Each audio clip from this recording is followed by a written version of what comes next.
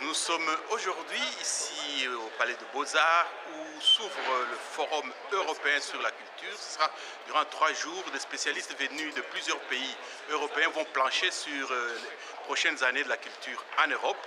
Mais l'Europe, c'est de plus en plus la diversité, de telle sorte qu'on retrouve parmi les Européens des gens d'origine diverses, dont de l'Afrique. Et nous sommes ici avec quelques délégués qui sont venus aussi ici. Et nous allons les interviewer, ils nous disent un peu pourquoi ils sont là, etc. Et nous avons un invité, Monsieur Zeka. Monsieur Zeka, bonjour. Bonjour, Fita. Est-ce que vous pouvez dire d'abord à nos amis de quoi vous vous occupez et ensuite pourquoi vous êtes là? Bon, je suis moi-même responsable de l'association des Amis du monde entier, l'association qui a été créée pendant l'occupation des Églises par les sans-papiers. Vous sentez parler de sans-papiers, c'est l'exclusion. Donc voilà, nous avons participé au premier forum européen au Portugal et je sens que la culture ne peut pas nous échapper, nous ne pouvons pas nous mettre à l'écart. Donc l'Europe se construit. Et l'Europe doit se construire avec nous, et surtout nous, les Africains, les migrants de manière générale. Et qu'attendez-vous de ce forum? Que le forum, de quoi nous voulons attendre, notre visibilité, notre présence dans ce forum, c'est marquer vraiment l'existence des migrants dans cette identité européenne. C'est ça, justement. Bien, merci, nous vous remercions, M. Zeka. Nous avons un artiste, non, d'abord une dame. Comme deuxième invité, nous avons une dame. Madame, bonjour. Bonjour, monsieur. Est-ce que vous pouvez vous présenter pour nos lecteurs et nos téléspectateurs? Oui, moi c'est Annette Tinois, je suis la coordinatrice du collectif des femmes africaines du Hainaut, qui est un groupement de femmes issues de l'immigration, surtout subsaharienne, dont l'objectif vise à favoriser et surtout à faciliter leur participation citoyenne sur la terre d'accueil et aussi à participer au développement de leur pays d'origine dans le concept de la migration et développement. Et qu'attendez-vous de ce forum? Donc d'abord, ma présence ici, c'est une expression citoyenne dont la participation, la politique participative fait partie des enjeux de l'Europe. Donc venir à ce forum, c'est attendre que les minorités puissent faire partie intégrale de la culture européenne parce que le pacte de la diversité culturelle de l'Europe reste pour nous un chèque sans provision. Sans provision parce que c'est vrai que les minorités ethniques,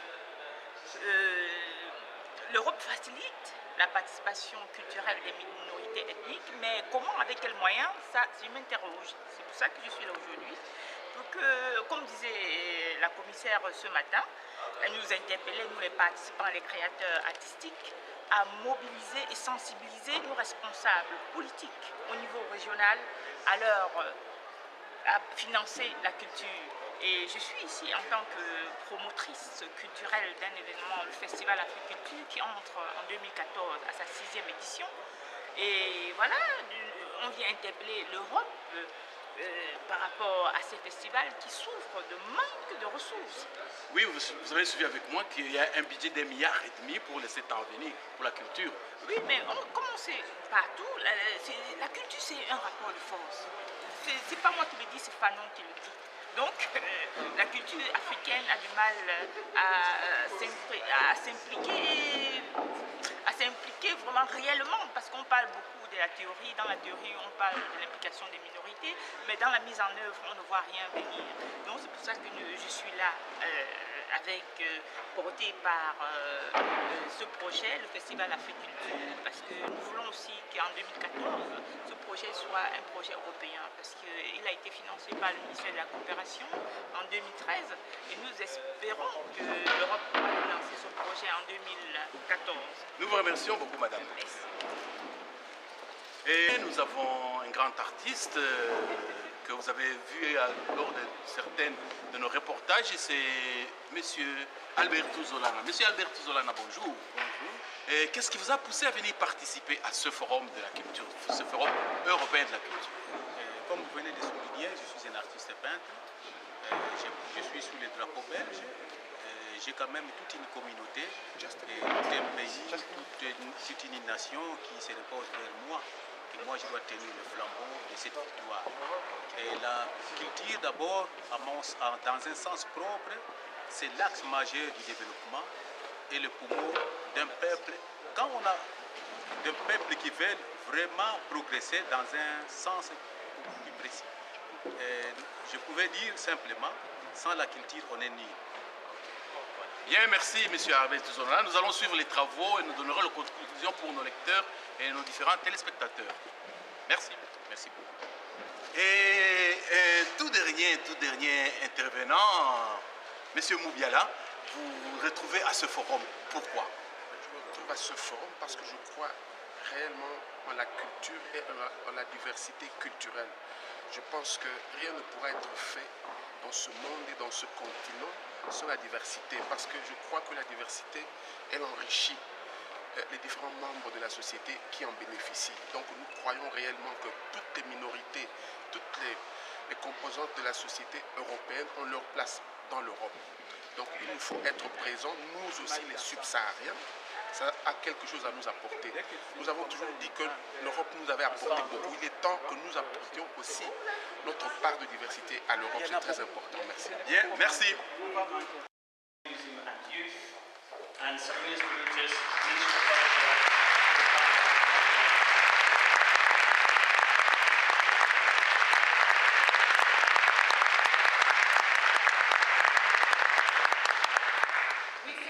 Privileged, as I'm sure you do, to be in the company of such distinguished speakers this morning, and that they have prioritised, and this is a very concrete demonstration of the priority of culture within the European Commission and in the wider European agenda.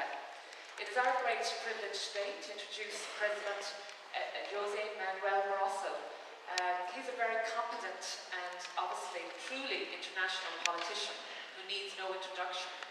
He has led many cultural initiatives, both at a national and transnational level, on many agendas to truly acknowledge the role of the individual artist and the arts institution as being a valuable knowledge producer and a contributor to debate. Barroso, in his own private manifesto as well as cultural, has initiated many think tanks on the role of artist participation. And he, I think, while his term presidency of the Commission since 2004 has overseen many challenging times, but has continued with the Commission to try and insert a high agenda for culture and to ensure a role for cultural organisations and artists within the wider European identity. So at this point, we invite the President of the Commission to the floor. Thank you.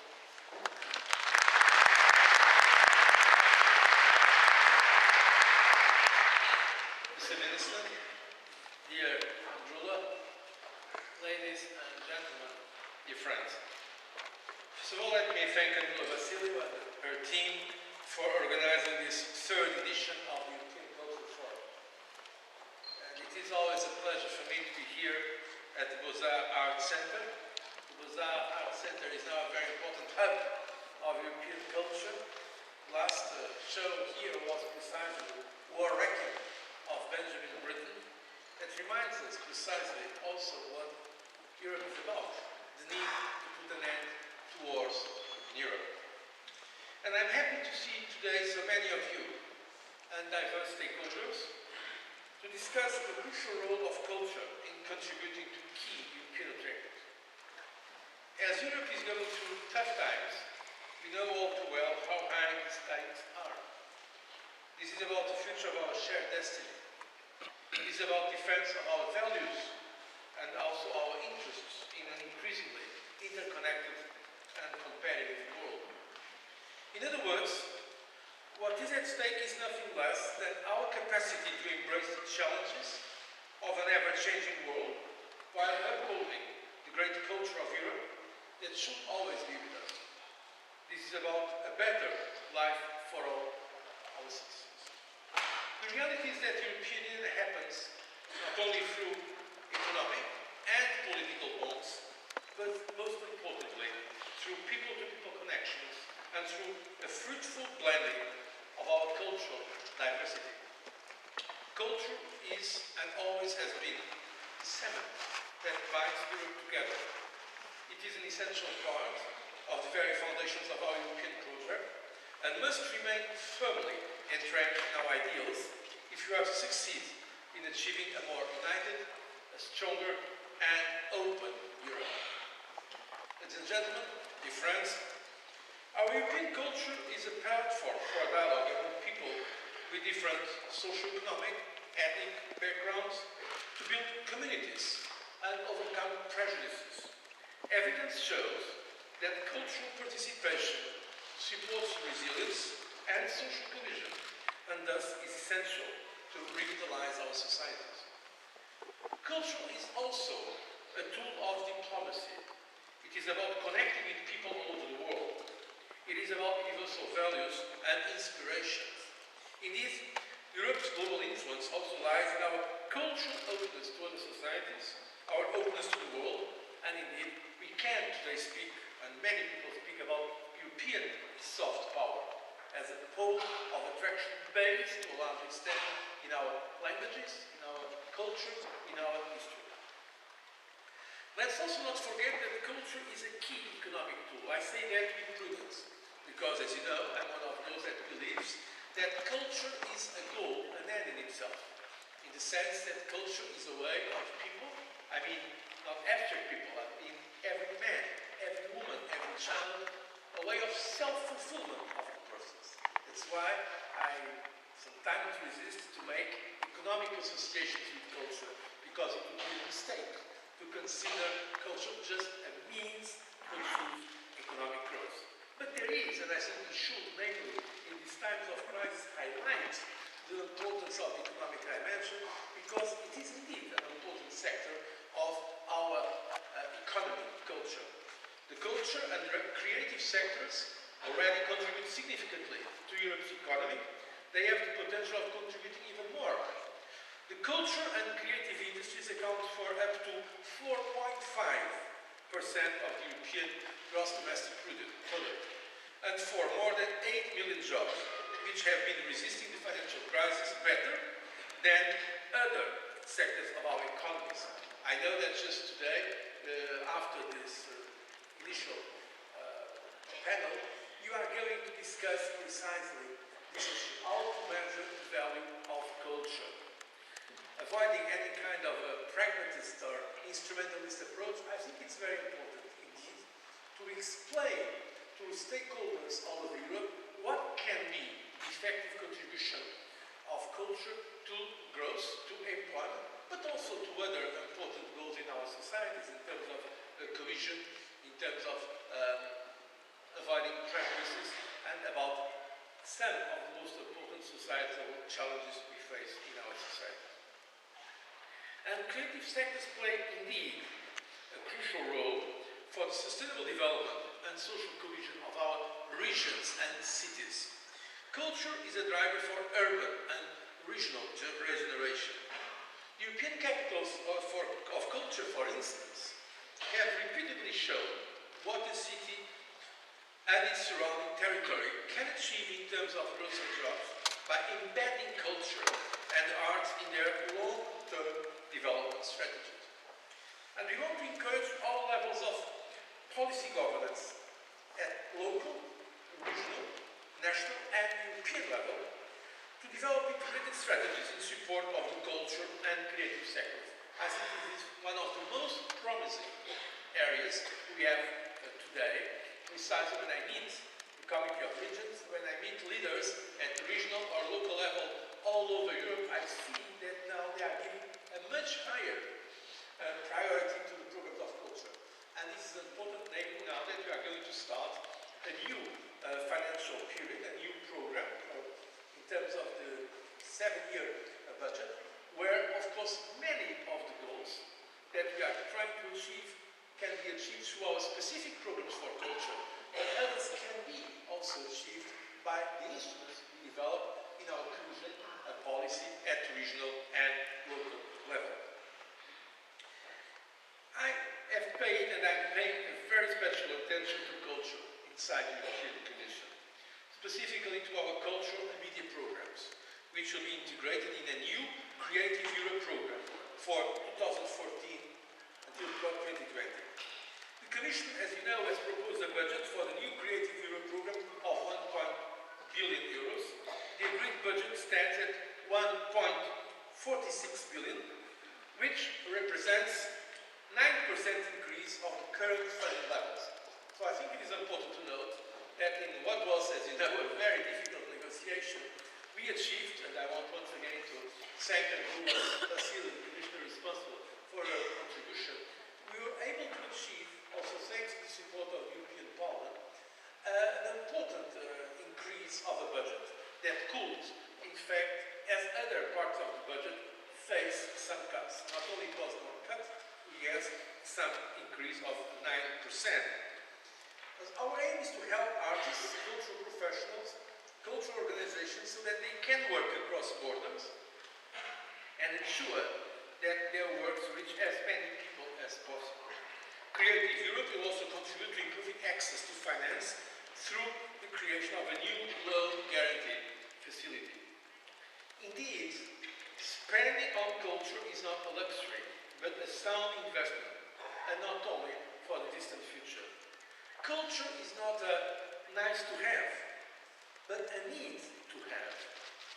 If Europe is to emerge stronger from these difficult times, we need more than ever to stimulate a new model of growth, underpinned by knowledge and creativity, research and innovation as its key drivers. Cutting spending in such key areas would be exactly the wrong thing to do. This would be the shortest way to lower growth and fewer jobs in the future. Of course, we believe that correction of the imbalances in public finances is important. In some of our countries, it is indeed indispensable and urgent, because we have seen that growth fueled by debt is simply not sustainable. But we have always said smart fiscal consolidation. That is the policy of the Commission. We believe it is not smart to cut in culture, to cut in science, to cut in research, to cut in what can be the sources of growth in the future, of job creation for our young people. Ladies and gentlemen, clearly today's Europe is very different from what it was when this project as European community started in the 50s or in 89, when we saw the fall of the Berlin Wall and the first moves for us through unification of Europe. Today, Europe has a truly continental dimension and a global outreach. And we are also different in the world because the forces of globalization, combined with information technology, have resulted in a new dimension of interdependence that affects every European country and every European citizen. We live in a world where ideas and communication flow at the speed of a mouse click. A world where we need to think and act differently. It is with new ideas, new concepts and new projects that we will rise to the challenges facing us and will be able to build a brighter future. We also need in this different world of the beginning of the 21st century, notably for the new generation that does not really identify itself with the founding narrative of Europe, because they don't remember the times where, in fact, peace was not given, where democracy was not a given. We need to continue to tell the story of Europe. As I said before, this is like a book. We have to pursue beyond the first pages, even if the first pages were extremely meaningful and beautiful pages, even if the founding raison d'être of the European community and the founding reason of the European Union remains, of course, valid. This is and it will remain about peace, reconciliation, democracy and human rights. Let us stay loyal to that vision that was inspired by the founding fathers. But we have to continue our narrative, to continue to write the book of the present and of the future, of a Europe that should be proud of its values and its achievements, open to changes and to criticisms as well, but also confident in the future. This is what the new narrative for Europe initiative aims to achieve, precisely by giving artists, intellectuals and scientists a space for a much-needed reflection about Europe's present and future. It should take into account the evolving reality of the European continent and highlight that the European Union is not solely about the economy, but also about the common cultural heritage and shared values in a globalized world. Globalization is indeed key. I believe this is to a large extent the driver for a stronger Europe in the future. And we need European citizens to regain trust in Europe, to make the case for Europe. This means that we need people who have the courage to stand for Europe, explain what we are doing together, criticize what they want to criticize, but have a positive message for Europe that will contribute to driving change. We need you. We need all the representatives of arts and culture, because culture is a thread that links us together in our diversity and which allows us to take ownership of our shared European destiny. And let me conclude by thanking you all for your contributions to this European common destiny, and by wishing you that your genuine European commitment will be a source of inspiration to many all over Europe. I wish you a successful conference. Thank you very much.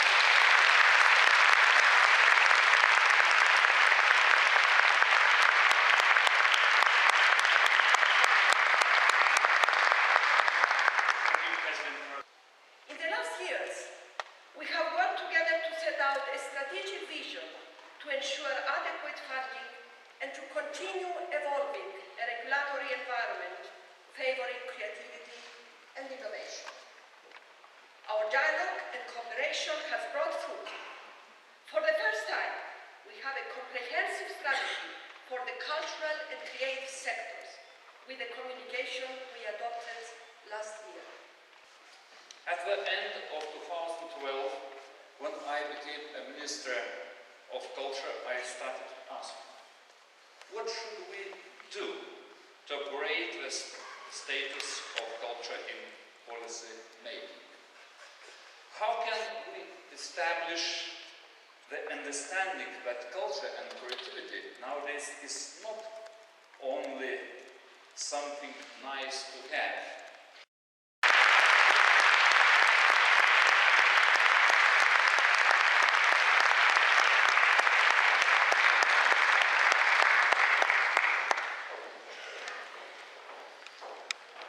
Okay, we move on. La culture, je crois qu'on a oublié de montrer comment la culture peut être exclusive. Donc, je ne sais pas ce qui a amené les organisateurs à faire de l'anglais la langue officielle de ce forum. Parce que ma culture, à moi, c'est le français. Et je suis toujours frustrée quand j'arrive quelque part. Et ça, ce n'est pas spécifique à ce forum. C'est au niveau international. Dans tous les forums, on impose l'anglais comme la langue. Je trouve que c'est exclusif. Quand j'ai vu deux orateurs, je me suis dit qu'il y aura certainement une personne qui va parler en français et une autre en anglais ou une autre langue. Je crois que ça, c'est le premier point. Et au niveau de la mesure aussi, je crois qu'on n'a pas mesuré le degré d'implication des minorités dans la culture européenne. Puisqu'on parle de la diversité culturelle, nous avons l'impression que ça va toujours dans un sens. Les minorités sont très peu impliquées dans la politique européenne de la culture. Voilà. Merci.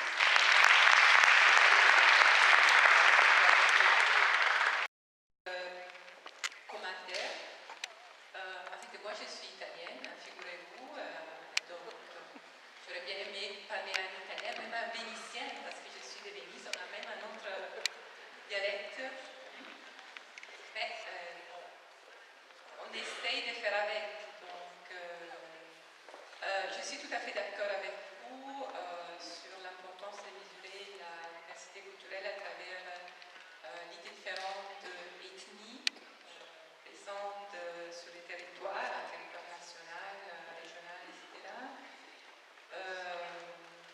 Et leur rapport avec la culture, leur engagement dans la culture, plus ou moins.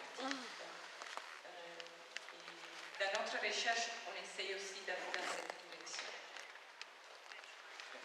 Do you want to add anything? Well,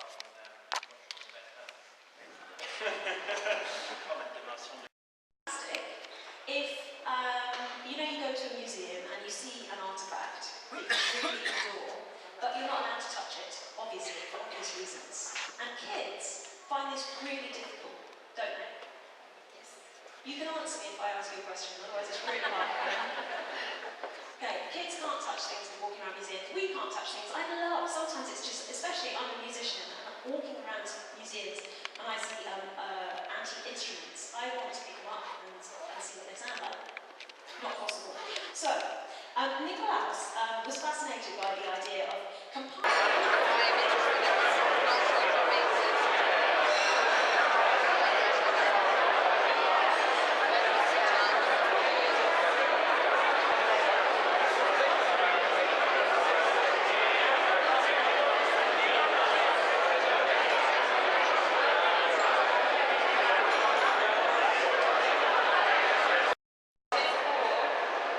Anyway.